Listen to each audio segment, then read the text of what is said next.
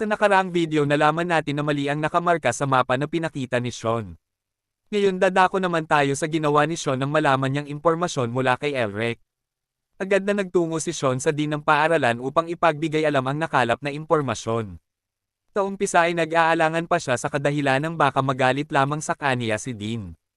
Kalaunan na mo-operen sa kanyang puso ang kagustuhan na matulungan ang ating bida, sapagkat kung mapatunayan nila na tama si Elric ay maaring makatulong ito para magawa ng solusyon ang problema ni Elric sa kanyang katawan. Sa kasamaang palad hindi ito nagustuhan ni Dean, dahil sa ma-pride itong tao, minasama niya ang binigay na impormasyon ni Sean, at naglabas ng napakalakas na mana, dahilan para mapa-address si Sean.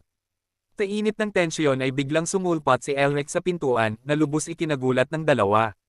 Tinabi ni Elric na ang impormasyon ay galing sa kanya, at dagdag pa niya na kahit ang isang 3 taong gulang na bata ay alam ang bagay na iyan. Napatawa na lamang ang Dean sa sinabi ni Elric, at ininsulto ito na isa siyang basura at puro salita lamang. Sa puntong ito malakas ang kumpiyansa ni Dean na mali si Elric, kaya hindi na sinayang ni Dean ang oras at hinamon si Elric sa isang pastahan. Handa si Dean na pondohan si Elric sa lahat ng kanyang gagamitin sa gagawin nitong sariling exploration. Sa pustahang ito ay nakataya ang isang importanteng bagay para kay Elric. Ayun ay ang pamanang pendant ng kanyang angkan na nagmula pa sa pinakamalakas na magician na si Eusden Melvinger. Wala pang detalye kung ano ang kayang gawin ng pendant, ngunit matagal na itong pinagnanasaang makuha ni Dean. Nagalit si Sean dahil sa ginawang pagpayag ni Elric. Alam ni Sean na dehado si Elric sa kanilang naging kasunduan. Ngunit huli na ang lahat dahil buo ang loob ni Elric sa desisyong ito, at wala na ibang makakapigil dito.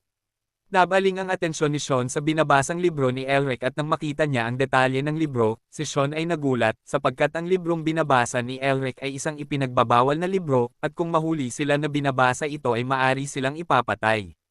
Ang libro ay ang Beast King Body Strengthening Arts na sa pananaw ni Elric ay maaring makatulong sa kanyang sakit.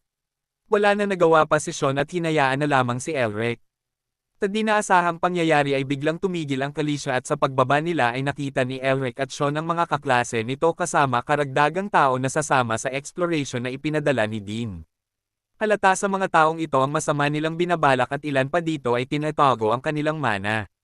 Batid na agad nila Sean at Elric na ang mga ito'y tauhan na pinadala ni Dean para siya'y bantayan. Ngunit hindi inaasahan ni Dean na maiisahan pala siya ni Elric dahil kinuha lang naman ni Elric ang malakas na artifact na Genos Breath at ang Asher Sky Armor na may kakayahang wasakin ang isang buong syudad. Nang malaman ito ni Dean ay naghimutok ito sa galit at pinalayas ang kanyang tauhan, kahit sobra ang inis na nararamdaman nito ay nasubukan pero niyang kumalma dahil malakas ang kanyang kumpiyansa na si Elric ay hindi na makakabalik pa ng buhay at makukuha na niya ang magic pendant na matagal na niyang inaasam. Abangan. Sa susunod na yugto ng kwento, mahahanap kaya ng grupo nila Elric ang Dragon Nest. Matutupad kaya ang masamang binabalak ng grupo na pinadala ni Dean.